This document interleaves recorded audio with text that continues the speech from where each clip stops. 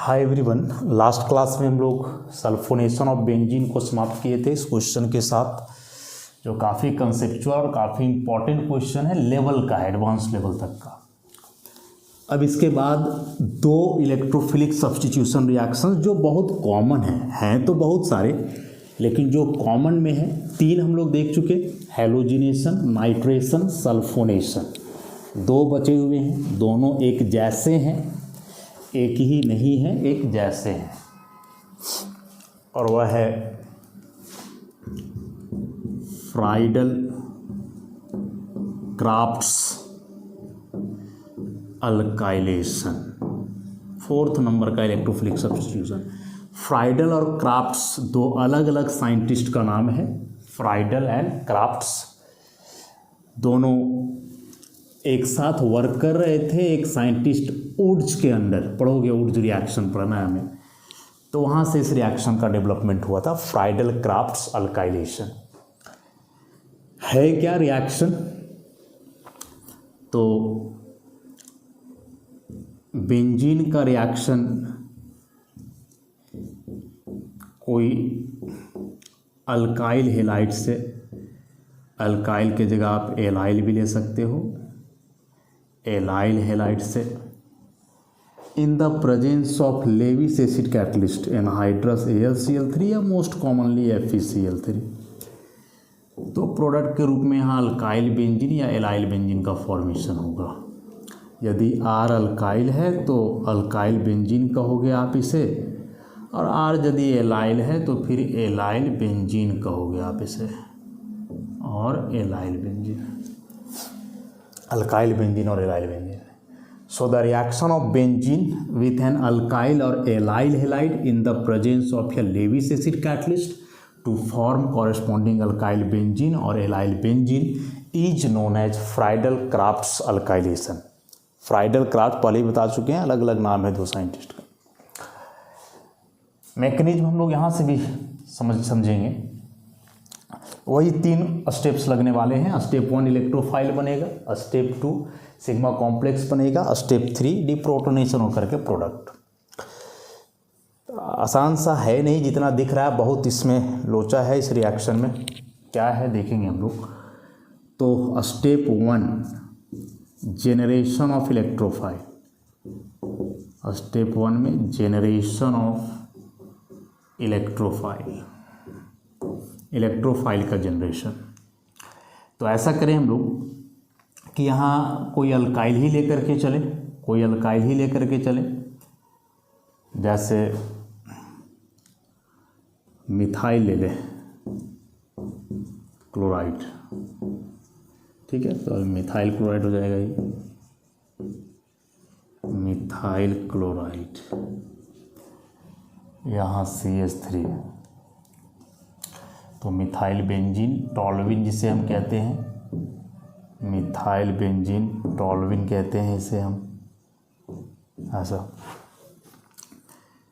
तो first of all होगा क्या इलेक्ट्रोफाइल का जनरेशन में कि यह जो हमने लिया हुआ है रिएजेंट मिथाइल क्लोराइड, ये कंबाइन करेगा इस लेविस एसिड से। लेविस एसिड का कहानी पहले ही हम लोग सुन चुके हैं। एल्युमिनियम का वैलेंस शेल में यहाँ 6 इलेक्ट्रॉन है, ऑक्टेट होना चाहिए, नहीं है, 2 इलेक्ट्रॉन कम है, इसलिए इलेक्ट्रॉन पेयर एक्सेप्ट करना चाहेगा और लेविस एसिड का काम करेगा।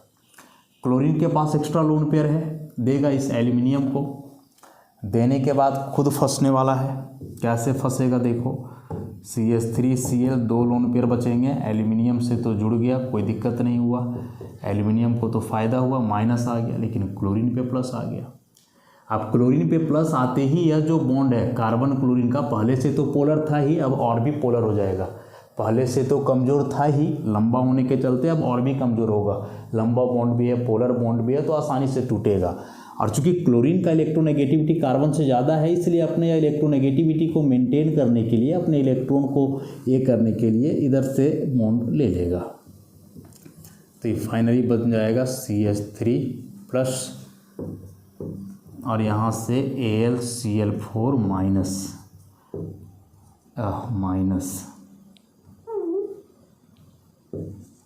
इस चीज़ को नोट करने वाला बात है यहाँ पे कि यहाँ जो अब बन रहा है carbocation, this is the electrophile of the reaction. और याद करो पीछे कई बार हम बताते आ रहे हैं कि यदि कार्बोकेटायन बना है, यदि कार्बोकेटायन बना है तो इतना आसान नहीं होता है कोई भी रिएक्शन, क्योंकि कार्बोकेटायन में जो रीअरेंजमेंट होता है ना, और जिस स्पीड से होता है क्या ही कहना। कार्बोकेटायन में रीअरेंजमेंट जो होगा, जिसमें एक लेस स्टेबल कार्बोकेटायन बदलेगा मोर स्टेबल कार्बोकेटायन में, तो उस रीअरेंजमेंट की वजह से यह रिएक्शन आसान नहीं होता है। फ्राइडल क्राफ्ट अल्काइलेशन आसान नहीं है, देखेंगे भी हम। अभी तो सिंपल सा मैकेनिज्म देख लेते हैं बस। कार्बोकेटायन बना अल्काइल के रूप में, स्टेप 2 में आप सिग्मा कॉम्प्लेक्स बनाने वाले हो, स्टेप 2 में सिग्मा कॉम्प्लेक्स बनाने वाले हो, ऐसा कि यह एरोमेटिक सिस्टम है।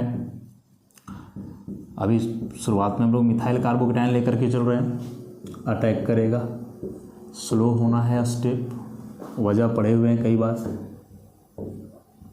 और यहाँ से कुछ ऐसा बनेगा plus HCH3, this is the sigma complex. Resonance stabilize होगा, रेजोनेंस स्टेबलाइज होगा, प्लस चार्ज अकेले कार्बन नहीं झेलेगा, तो यहाँ प्लस HCH3 अगेन यहाँ आ जाएगा ऐसे, तो HCH3 यहाँ प्लस आ जाएगा। और फाइनली इसके लिए हम लोग हाइब्रिड दिखाएंगे कुछ इस तरह से,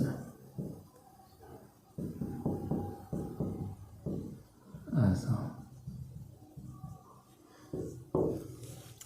और लास्ट स्टेप में उसका डिप्रोटोनेशन, डिप्रोटोनेशन ऑफ सिग्मा कॉम्प्लेक्स, ऐसा।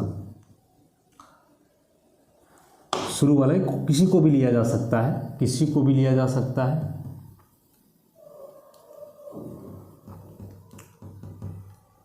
यहाँ से ऐसा प्लस HCH3, डिप्रोटोनेशन ही प्रोटॉन का वापस से यहाँ हाइड्रोजन का बॉन्ड शिफ्ट करेगा, तो AlCl4- जो हम लोग लिए हुए हैं, या लिए क्या हुए हैं, जो बना रिएक्शन के दरमियान, वह AlCl4- अगेन वहाँ H+ के साथ कंबाइन करने वाला है, H+ को लेगा यहाँ से,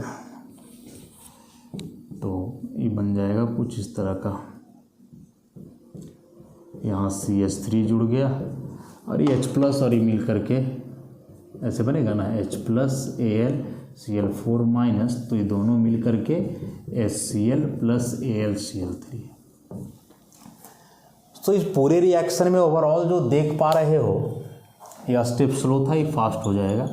पूरे रिएक्शन में जो एक चीज़ देख पा रहे हो कि इसमें यह जो लेविस एसिड है, this is the key factor of the reaction. की फैक्टर कहने का मतलब कि जब तक ये नहीं आएगा ना, तब तक यहाँ से इलेक्ट्रोफाइल का बनना बड़ा मुश्किल है। ठीक है कि यह बॉन्ड पोलर है, कमज़ोर है, लेकिन फिर भी अपने आप ब्रेक करना इसके लिए संभव नहीं होगा।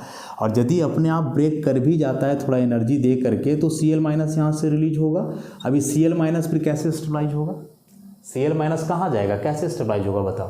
तो जब इसे हम लिए तो यह Cl- जा करके एल्यूमिनियम से जुड़ा, तो चलो उधर कुछ देर फंसा रहा, इधर अपना जो इलेक्ट्रोफाइल था वो सारा काम किया, और लास्ट में फिर यही Cl- जो है जा करके डिप्रोटोनेशन हुआ, तो इस H+ के साथ कंबाइन करके HCl बनाया। तो इस लेविस एसिड का होना बड़ा इम्पॉर्टेंट है, चाहे आप हेलोजिनेशन करवाओ वहाँ, चाहे फिर आप फ्राइडल क्राफ्ट रिएक्शन कराओ यहाँ, दोनों जगह काफ़ी इंपॉर्टेंट है इसका होना। नहीं तो इसके बगैर इलेक्ट्रोफाइल का जनरेशन बड़ा ही रेयर है, समझ रहे हो ना। इसलिए हम लोग कैटलिस्ट भी से कह रहे हैं कि शुरू में इन्वॉल्व हुआ, इलेक्ट्रोफाइल बना दिया, और लास्ट में देखो निकल गया, AlCl3 लास्ट में निकल गया है, कोई दिक्कत नहीं हुआ ऐसा। तो ये इंपॉर्टेंट फैक्टर्स है इसमें। अब जो शुरुआत में हम बताए कि चूंकि कार्बोकेटायन के रूप में यहाँ इंटरमीडिएट बन रहा है, so we can't ignore the factors related to carbocation, that a less stable carbocation will always stabilize या will always rearrange to form a more stable carbocation, to form a more stable carbocation। Reaction से समझते हैं, clear हो जाएगा।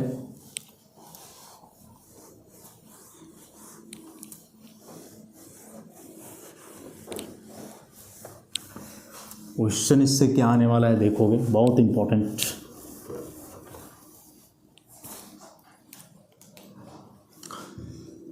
what will be the major product of the reaction का major product क्या होगा? ए, या पहले तो रिएक्शन दे दे,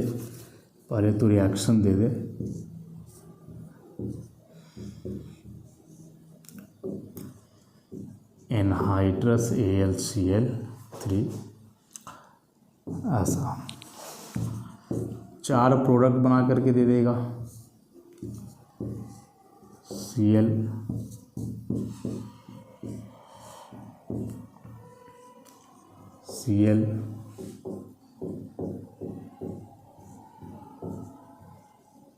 ऐसा, और डी में कुछ ऐसा बना देगा, ऐसा। बता दो जरा। तो अभी जो पढ़े हो, दिस इज फ्राइडल-क्राफ्ट अल्काइलेशन। अभी जो पढ़े मैकेनिज्म, उस मैकेनिज्म के आधार पे यदि सोच करके चलोगे तो ओवरऑल होना क्या था कि बेंजीन का यहाँ एक हाइड्रोजन और इस हेलाइड का हेलोजन, ये पूरा मिल करके यहाँ से बाहर। तो यदि पूरा मिल करके बाहर होगा तो जो कार्बन देख रहे हो किनारे वाला, ये जा करके यहाँ जुड़ेगा, तो क्लोरीन तो बचेगा ही नहीं। तो सबसे पहले तो दोनों ऑप्शन को काट ही दो यहाँ से, ये तो नहीं बचेगा। अब इन दोनों में देखोगे तो साफ साफ दिख रहा है हमें कि यहाँ से हटेगा तो ये वाला कार्बन जाके जुड़ेगा बेंजीन से। अभी कार्बन के बाद फिर एक कार्बन, लीनियर चेन का है ना, तो कार्बन यहाँ से जुड़ गया, देखो ये कार्बन हुआ, ये वाला, फिर यहाँ कार्बन, तो प्रोडक्ट ये हो जाएगा ऐसा। लेकिन सच्चाई क्या है उसे देखो, सच्चाई से रूबरू होते हैं हम लोग, ऐसे तो पता नहीं चलने वाला है। तो मैकेनिज्म में हमने क्या पढ़ा था अभी? मैकेनिज्म में क्या पढ़ा था हमने अभी कि यदि ऐसा है तो सबसे पहले AlCl3 से कंबाइन करेगा, या क्लोरीन कार्बोकेटायन बनने वाला है, यहाँ प्लस आ जाएगा कार्बोकेटायन, और AlCl4 माइनस।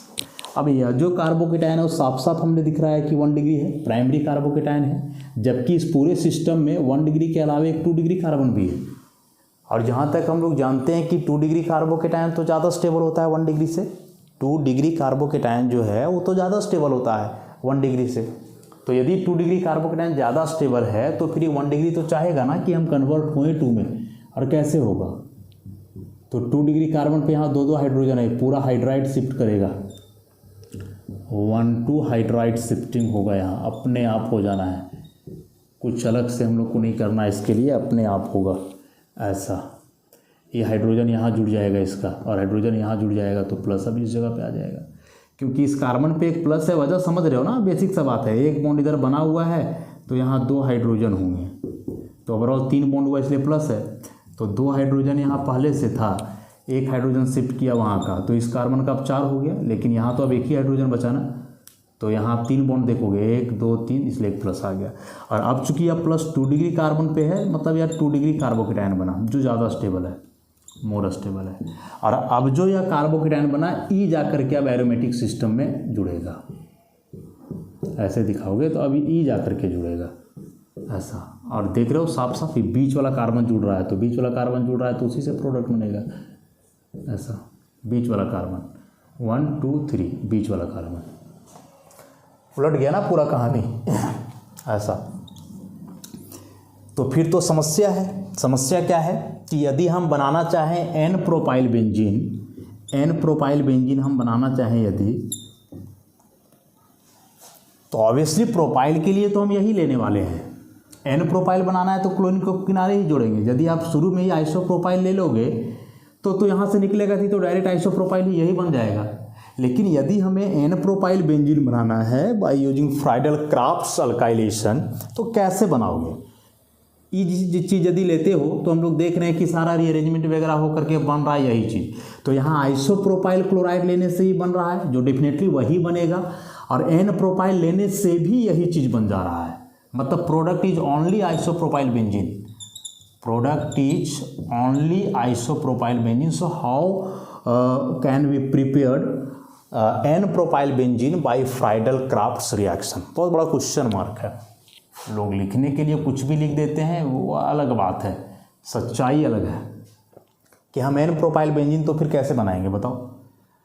तो ये सारे प्रश्न जो है इस रिएक्शन पे क्वेश्चन मार्क लाते हैं, फ्राइडल क्राफ्ट्स अल्काइलेशन पे, कि आप जो ऐसा बोले कि अल्काइल हेलाइड से रिएक्शन करेगा बेंजीन और अल्काइल बेंजीन बनाएगा, चलो हम मान लेते हैं बनेगा, लेकिन उस दरमियान जो इलेक्ट्रोफाइल बनता है वह एक कार्बोकेटायन है, और कार्बोकेटायन एक नॉर्मल सा इलेक्ट्रोफाइल होता नहीं है। रीअरेंजमेंट का इतना जल्दी होता है उसे कि यदि ज़रा सा भी संभावना दिख रहा है रीअरेंजमेंट का तो बिना सोचे समझे वह रीअरेंज करेगा, 100% रीअरेंजमेंट होगा। तो उस केस में हम लोग कभी भी एन अल्काइल वाला सिस्टम नहीं बना पाएंगे, एन प्रोपाइल बेंजीन नहीं बना पाएंगे, एन ब्यूटाइल बेंजीन नहीं बना पाएंगे, एन पेंटाइल बेंजीन नहीं बना पाएंगे, नेवर। एक रिएक्शन और देख लो, समझ में आ जाएगा। थोड़ा बहुत कंफ्यूजन है भी यदि तो एक रिएक्शन और देख लो।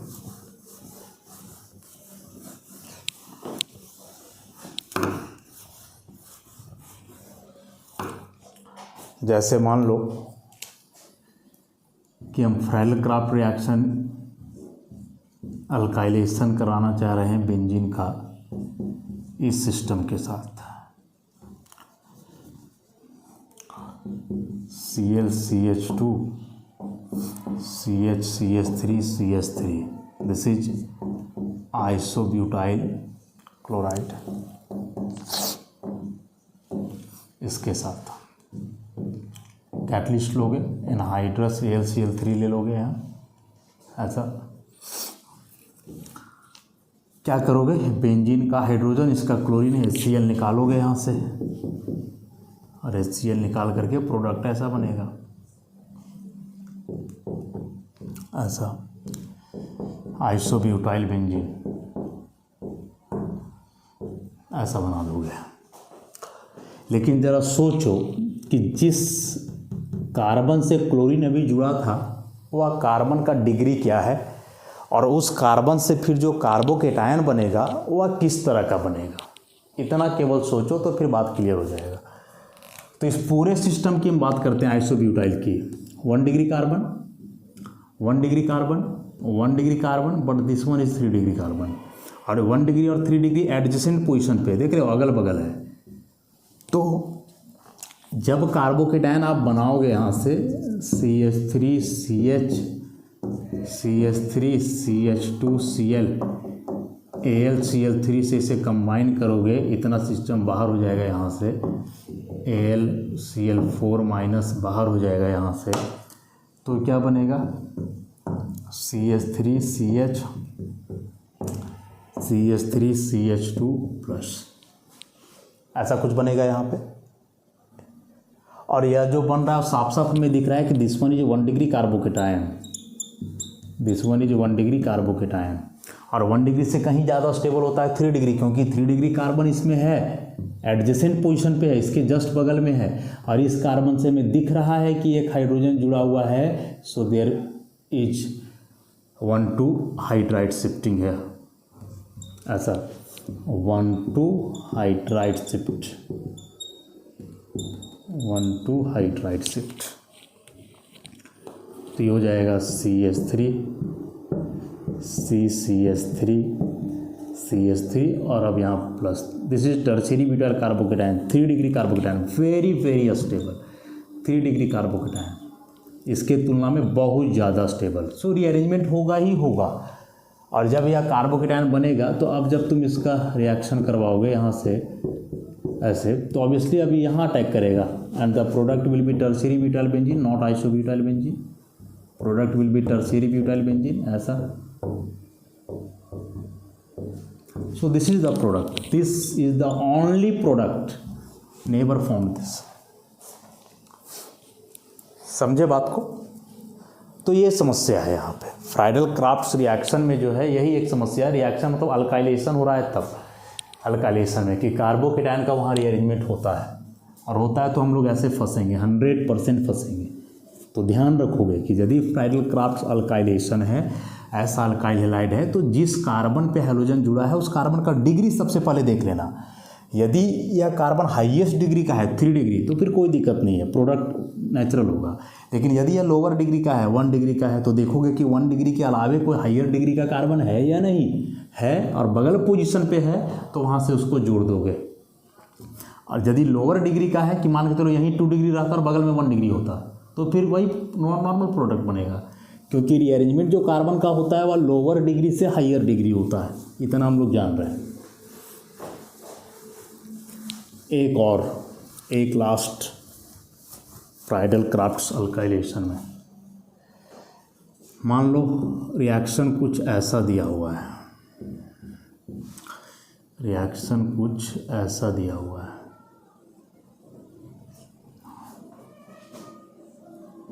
Cl ऐसा, यहाँ AlCl3 लिखा हुआ है। क्या बनाओगे प्रोडक्ट? तो अभी तो यहाँ जुड़ा हुआ है, नंबरिंग करोगे इसमें 1 2 3 4 5, तो 4th कार्बन पे क्लोरीन जुड़ा हुआ है तो यहीं आप जोड़ोगे उसको ऐसा, इस तरह से प्रोडक्ट बनाओगे, या ई डायरेक्ट जुड़ेगा ना यहाँ, ठीक है। तो एक इधर कार्बन है, इसके बाद 1 2 3 टोटल कार्बन 5, 1 2 3 4 5 ऐसा बनाओगे। यहाँ से देखो, यहाँ से नंबरिंग था 1 2 3 4 5, 4th कार्बन से ऐसा प्रोडक्ट बनाओगे। अब डिग्री देखो कि यह है 2 डिग्री कार्बन, 2 डिग्री कार्बन है, तो ज़रा ध्यान से देखो कि 2 डिग्री से हायर डिग्री का भी कोई कार्बन है क्या, तो नहीं दिखेगा, नहीं है। 2 डिग्री है, 2 डिग्री है, मतलब कि डबल बॉन्ड के लिए तो देखते नहीं है, 1 डिग्री 2 डिग्री तो सेम ही बात है। लेकिन डबल बॉन्ड दे करके रखा मतलब ये कुछ तो बताना चाह रहा है हमें, कहीं तो फंसाना चाह रहा है जहाँ हम लोग फंस रहे हैं। और देखो कहाँ फंसा रहा है कि यह दिया हुआ है सिस्टम, क्लोरीन AlCl3 से होगा कॉम्बिनेशन, करवा दो तो यहाँ आ जाएगा प्लस, ठीक। 2 डिग्री कार्बोकेटायन है, 2 डिग्री के अलावे यहाँ किसी में बदलने का गुंजाइश भी हम लोग को नहीं दिख रहा है, 3 डिग्री कार्बन तो है ही नहीं सिस्टम में। लेकिन यह जो बगल वाला कार्बन है यहाँ हाइड्रोजन है, यदि हम लोग हाइड्राइड शिफ्ट करें, यदि हम लोग हाइड्राइड शिफ्ट कर दें तो हाइड्राइड शिफ्टिंग करने से बात कुछ ऐसा होना, 1 2 3 ऐसा बात हो जाएगा, यहाँ चला जाएगा हाइड्रोजन, इस जगह पे आ जाएगा प्लस। तो बोलोगे सर क्या फ़ायदा हुआ, अभी भी 2 डिग्री है, तो फ़ायदा ये हुआ कि यहाँ यह 2 डिग्री अल्काइल था, यहाँ यह 2 डिग्री एलाइल बन गया, 2 डिग्री एलाइल बन गया। 2 डिग्री एलाइल है मतलब अब यहाँ रेजोनेंस होगा, ज़्यादा स्टेबिलिटी होगा इसका, देखो ऐसा ज़्यादा स्टेबिलिटी होगा, रेजोनेंस स्टेबलाइज हो गया, या पूरा सिस्टम रेजोनेंस स्टेबलाइज हो गया, इस तरह का पार्शियल प्लस पार्शियल प्लस। तो एलाइल दे करके फंसा के रखा था हम लोग, एलाइल दे करके। तो यहाँ यदि हाइड्राइड शिफ्ट हुआ तो डिग्री तो चेंज नहीं हुआ, लेकिन नेचर चेंज हुआ, अल्काइल से बदला किसमें, एलाइल में। और हम लोग जान रहे हैं कि अल्काइल के तुलना में एलाइल कार्बोकेटायन की स्टेबिलिटी बहुत ज़्यादा है, अल्काइल के तुलना में, इस अल्काइल के तुलना में एलाइल कार्बोकेटायन की जो स्टेबिलिटी है वह बहुत ज़्यादा होता है। तो अब जो प्रोडक्ट बनेगा, तो एलाइल तो 2 तरह का बन रहा है, एक ऐसा और फिर रेजोनेंस हुआ तो ऐसा, तो ई तो यहाँ 1 डिग्री हो जाएगा ना, ई 2 डिग्री है, तो फिर ई वाला एलाइल ज़्यादा स्टेबल है, तो यहाँ से प्रोडक्ट बनेगा, यहाँ से प्रोडक्ट बनेगा कि अब बेंजीन में इसे जा करके तुम जोड़ोगे ऐसा, तो अभी यहाँ अटैक करेगा और प्रोडक्ट देखो ऐसा बन जाएगा, प्रोडक्ट ऐसा बन जाएगा, कहीं भी जोड़ा जा सकता है। तो इस बार जुड़ रहा है 1 2 3 4 5, कार्बन नंबर 3, यहाँ हम लोग 4 जोड़े थे ना, कहीं भी जोड़ सकते हो, जैसे यहीं किनारे में ही जोड़ दे तो ऐसा हो जाएगा 1 2 3 4 5, 3 नंबर, ऐसा प्रोडक्ट बनेगा इस बार। समझ रहे हो क्या अंतर हुआ नेचर में? सो प्रोडक्ट के तरफ देखो, क्लियर हो जाएगा पूरा बात। अरे नाम लिखोगे IPAC नाम तो ये हो जाएगा 4 फिनाइल पेंट 1 इन, और इसका नाम लिखोगे तो जाएगा 3 फिनाइल पेंट 1 इन। अंतर नहीं हुआ, 4 phenyl pent 1 ene, 3 phenyl pent 1 ene. So this is the major product of the reaction, this one is the major product. तो फ्राइडल क्राफ्ट्स अल्काइलेशन में समस्या है और उसका जड़ है कार्बोकेटायन। इसी में नहीं, जहाँ भी कार्बोकेटायन बनेगा बड़ा दिक्कत करता है, जो हम काफ़ी कुछ बता चुके हैं जब कार्बोकेटायन इंटरमीडिएट पढ़ा रहे थे उस समय। ठीक है, तो इन बातों को ध्यान रखोगे। एग्जाम में यदि आता है फ्राइडल क्राफ्ट अल्काइलेशन, जरूर नज़र डालोगे उस कार्बन पे, जिस कार्बन से वह हैलोजन जुड़ा होगा, हटने वाला ग्रुप, उसकी डिग्री पे, डिग्री के अलावे इन चीज़ों पे भी आप ध्यान दोगे। एलाइल बन रहा हो, बेंजाइल बन रहा हो, मतलब कि वह कार्बोकेटायन जो बन रहा है किसी भी वजह से, यदि वह मोर स्टेबल सिस्टम में कन्वर्ट हो रहा है, मोर स्टेबल कार्बोकेटायन में बदल रहा है, तो फिर उससे बदलना है। उसके लिए पूरा ऐसे मैकेनिज्म लिख के देखना होगा। तो सीखे हुए हो, समझे हुए हो तो दिक्कत नहीं है, और नहीं तो फिर दिक्कत ही दिक्कत है। एक अंतिम रिएक्शन बच गया इलेक्ट्रोफिलिक सब्स्टिट्यूशन में, और वह है फ्राइडल क्राफ्ट्स एसाइलेशन। अभी अल्काइलेशन पढ़ा हमने, एसाइलेशन बच गया, जिसे हम लोग नेक्स्ट लेक्चर में करेंगे। तो आज के लिए इतना ही रखते हैं, धन्यवाद।